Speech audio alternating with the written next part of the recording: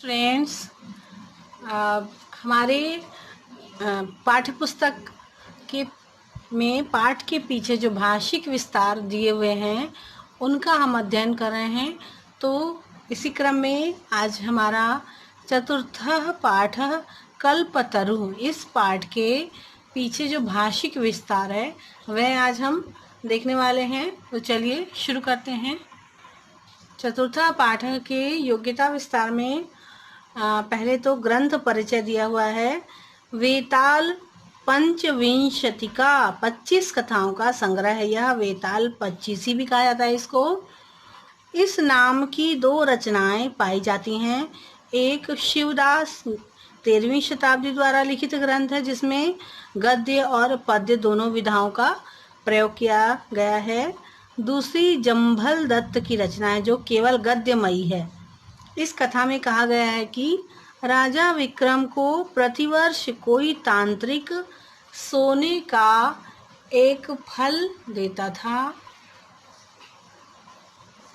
उसी तांत्रिक के कहने पर राजा विक्रम शमशान से शव लाता है, जिस पर सवार होकर एक वेताल मार्ग में राजा के मनोरंजन के लिए कथा सुनाता है। कथा सुनते समय राजा को मौन रहने का निर्देश दिया जाता है वेताल के द्वारा। कहानी के अंत में वेताल राजा से कहानी पर आधारित एक प्रश्न पूछता है। राजा उसका सही उत्तर देता है। शर्त के अनुसार वेताल पुनः शमशान पहुंच जाता है। इस तरह 25 बार ऐसे ही घटनाओं की आवृत्ति होती है और वेताल राजा को एक एक करके 25 कथाएं सुनाता है। ये कथाएं अत्यंत रोचक, भाव प्रधान और विवेक की परीक्षा लेने वाली हैं, क्योंकि जो राजा हैं विक्रमादित्य, वो अगर प्रश्न का उत्तर नहीं देते हैं तो भी वो संतुष्ट नहीं रहते हैं, इसलिए वो प्रश्न का उत्तर देते हैं। और क्योंकि वो प्रश्न का उत्तर देने के लिए बोलते हैं, इसलिए क्योंकि उनको बोलने के लिए पहले ही मना कर दिया गया होता है। वह वेताल पहले ही उनको बता चुका होता है कि यदि तुमने मुंह खोला और बोला तो मैं फिर से वापस चला जाऊंगा। तो जब वो प्रश्न का उत्तर देते हैं तो जो वेताल है वो फिर से वापस अपना शमशान पहुंच जाता है।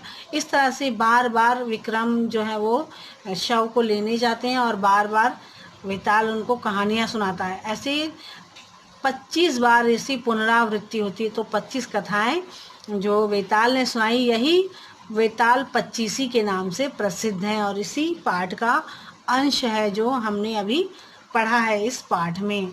तो चलिए आगे देखते हैं। इसमें त और त्वक्तु का प्रयोग। त्वतु त इस प्रत्यय का प्रयोग सामान्यतः कर्म वाक्य होता है, कर्मवाच्य होता है ना।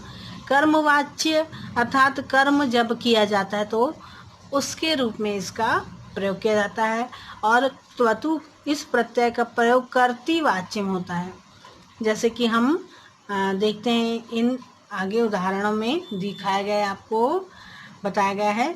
जैसे कि त प्रत्यय जीमुत वाहन हितैषैभिः मंत्रिभिः उक्तः, कि जीमुत वाहन के जो हितैषी मंत्रियों ने कहा, उनसे कहा। उक्तः कृपणैः कश्चिद् अपि अर्थः अर्थितः, जो कृपण थे, कंजूस थे, उन्होंने सिर्फ धन मांगा। अर्थितः अर्थ का होता है यहाँ पर धन, अर्थ,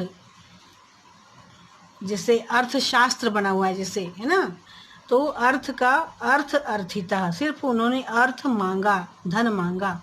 त्वया अस्मत् कामाः पूरिताः, कि तुम्हारी मैं कौन सी इच्छा पूरी करूं। अस्मत् कामा, तुम्हारी मैं यह इच्छा भी पूरी करता हूँ। यह भी कह सकते हैं पूरिताः, पूरी करने की बात इसमें कही गई है। इस तरह से तस्य यशः प्रथितम कर्तृवाच्य में त, तो कर्ता तस्य यशः, उन्होंने यश को प्राथमिकता दी है ना। यश अर्थात परोपकार करने पर जो यश प्राप्त होता है, इस तरह के यश को उन्होंने प्राथमिकता दी। इसी तरह से त्वतु प्रत्यय है, सापुत्रम यौराज्य पदे अभिषिक्तवान, उसने अपने पुत्र का युवराज्य अभिषेक किया, यौराज्य अभिषिक्तवान।